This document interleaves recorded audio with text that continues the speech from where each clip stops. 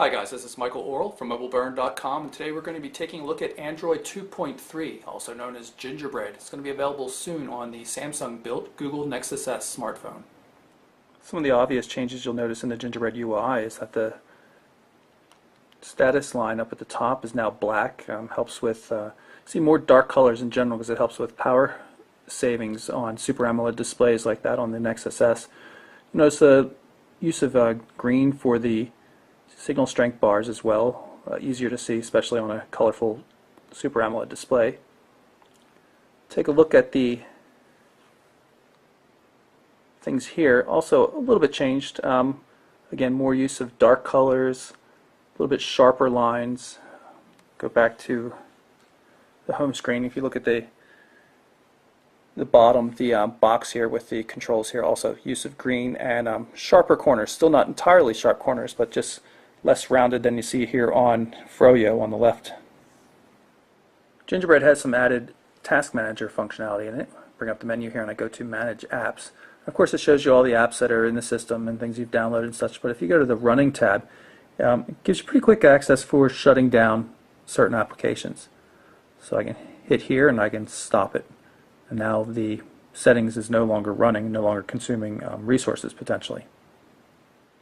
Another one of the changes in terms of the user interface on Gingerbread you'll notice is seen when you're on a list. Notice that when I try to drag past the top of the list to get that bit of color up at the top, I can of course see the same thing at the very bottom. It's just a subtle indication to tell you that there's no more to scroll to. And one last cool UI change on Gingerbread is seen when you power off the device. It looks like an old television, just as it fades into the center and forms a sharp line. I'll do it again. It's kind of cool. Bring up the main menu here, and you can see the improved 3D look of it. It's kind of cool. And while we're here, let's bring up the totally new YouTube application. It's quite cool. I search on Mobile Burn just so I can get to some stuff I'm familiar with. My own video here, recently posted, and you'll see we've got this nice new view here. It's going to start playing. I'll turn down the volume a little bit. It's playing. We can pause it, and you've got these tabs for going through comments and things like that, but you can also swipe to move between them. I have to admit the swiping didn't always work for me in other parts of the YouTube app, but it seems to work pretty well here. If you're signed in, you have to add an account, but if you're signed in, then you can say that you like it or something, and there's other functionality here too, favoriting, sharing, all that kind of stuff. I'm going to jump back to the home screen here just so you can see what else it looks like. Again, you just easily tap on something and you can see related videos. This one says somebody had a bad accident on a German show called Wetten das, just like we saw before. There's also a button here for quickly going into the video record mode. Now there's no HD video on this device, just like most of the stock Android devices. So recording something here, we're done. And it's going to ask us to sign in so we can upload it directly to YouTube, which is pretty cool. And there are other sections you can look at as well. My channel, you can browse through various categories. Switch tabs, and again you should be able to swipe. And then there's some settings. We'll turn on high quality mode just for the future. But much improved YouTube experience with this application. Another much talked about feature of Android 2.3 Gingerbread is the NFC system. This is an NFC card. It's meant to be stuck on a window or something like that. You can see recommended on Google, Google Places icon there. All I have to do is hold the phone up to it and it automatically launches the Tags application. It shows you we've got two links here. We can either watch the link in YouTube or watch it in the browser. So I'm just going to tap here on YouTube and bring it up. We're just in the YouTube app. You can see here's the backstory for the Nexus S. And something I didn't show you before, all I have to do is rotate the device to get to the full screen mode. So you have a lot more flexibility now on how you view the videos, but of course, NFC is nothing but potential right now. It's not really being used very much anywhere in the United States.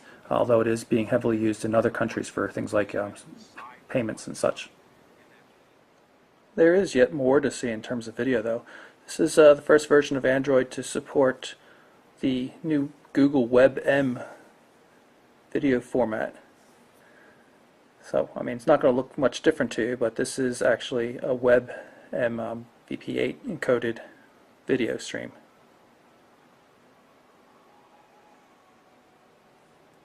And just to show you again how that works, right now I'm in Google Images. I'm going to view in full size an old image of mine, actually. Long press on it, and I'm going to save it. You can see it's being downloaded. Downloads completed here.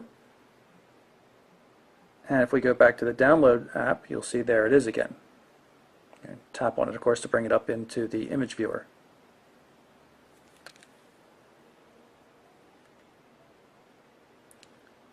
Another difference with Gingerbread has to do with the camera.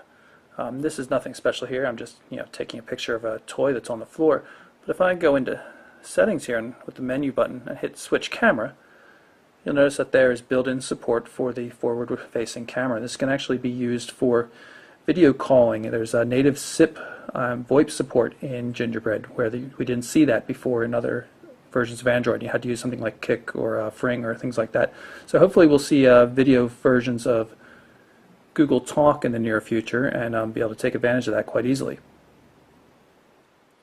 There are a few new live wallpapers. This one's called Microbes, and basically anywhere you tap on the screen will create food, and the various different colored microbes will swarm around it and start eating, and eventually they'll grow and then die, and you'll see dead shells of microbes fall down across the screen.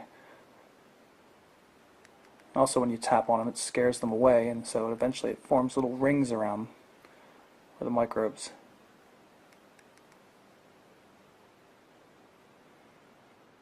And this is the new Nexus live wallpaper, very similar to the one originally seen on the Nexus 1.